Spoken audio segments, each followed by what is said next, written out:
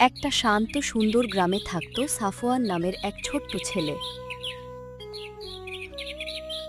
সাফওয়ান, চলো খেলি। চলো, আমি তো সব সময় রেডি।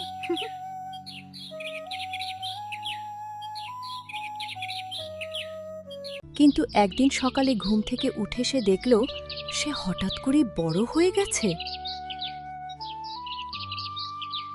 আরে, এটা কি আমার গোফ? ও, এখন তো আমি বড় মানুষ।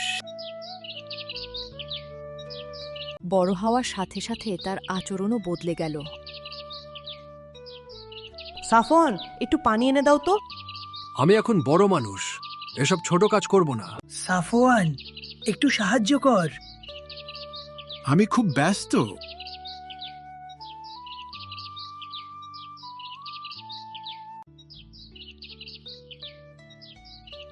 এটা কি সেই সাফওয়ান? একেবারে বদলে গেছে। এই, তাড়াতাড়ি জিনিস দাও। ভদ্র হতে শিখো, তারপর জিনিস পাবে।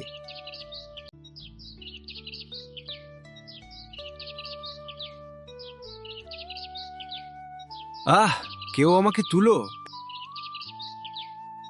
ভদ্র হলে সাহায্য পেতে।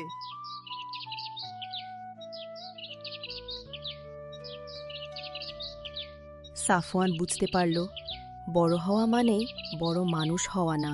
আমি ভুল করেছি, এখন থেকে ভালো আচরণ করব। হঠাৎ বড় হলে লাভ নেই, ভালো মানুষ না হলে কেউ পাশে থাকে না।